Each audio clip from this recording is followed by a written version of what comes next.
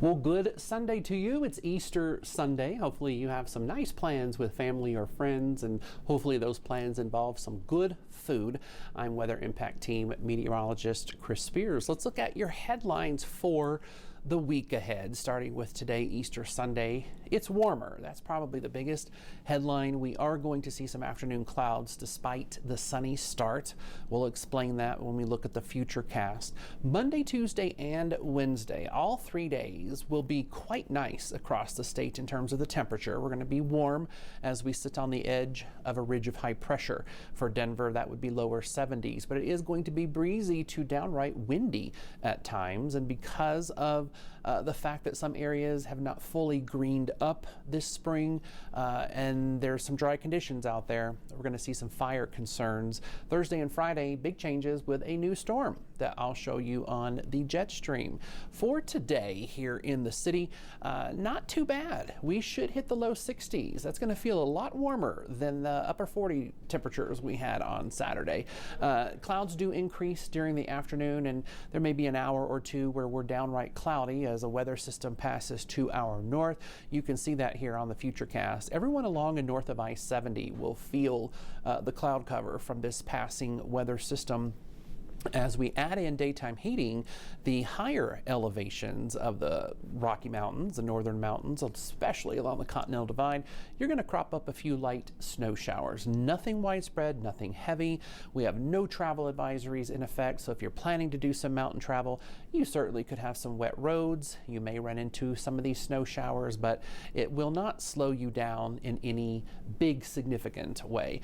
Zooming in on the Futurecast here for the Front Range, and again, you can see those scattered snow showers right along the Continental Divide.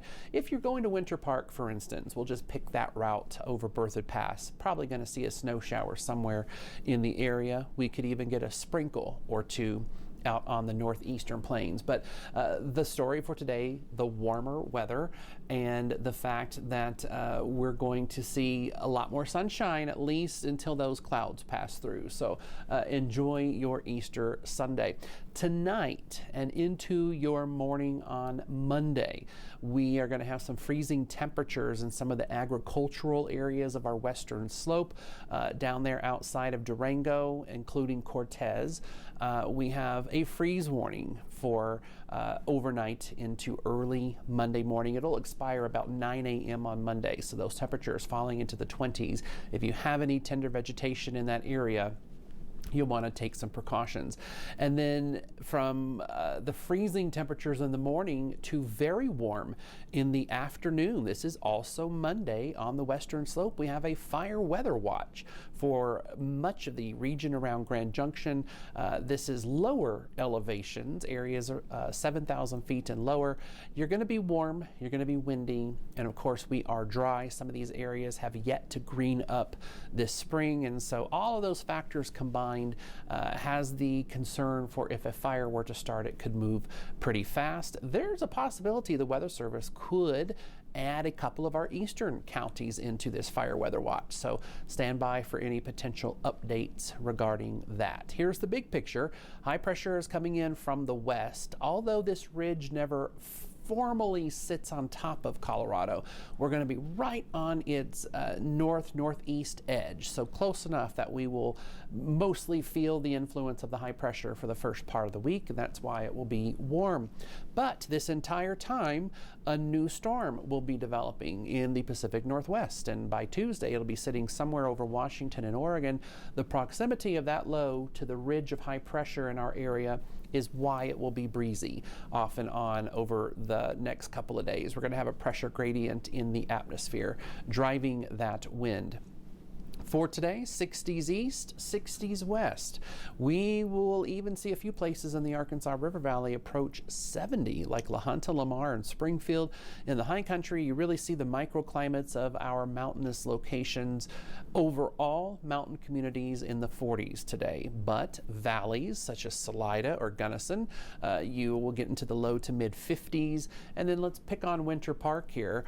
Because you're in the northern half of the state, you're going to feel the scattered snow showers and cloud cover from that system passing to our north. So you're probably only going to be in the mid 30s. So quite a variety of temperatures if you are planning to go into the mountains today. 62 in Denver, mostly sunny to start, and overall I would call it mostly sunny, but keep in mind this afternoon we will see a few hours with some passing clouds and a little bit of wind out of the northwest. Could be 10 to 20 miles per hour at times. Tonight the wind will be light, it'll be dry and quiet, and we should fall into the middle 30s for an overnight low, so a little warmer than it was this morning. 30s for the plains, 30s and 40s on the western slope, except that southwest corner. You see Cortez there at 29. You're under that freeze warning overnight tonight into early Monday. Mountains mostly 20s, so a pretty typical start for this time of the year on your Monday morning. Westerly winds bringing in some warm weather with that ridge of high pressure approaching, and so that is going to push those temperatures up to the 70s on the plains and western slope.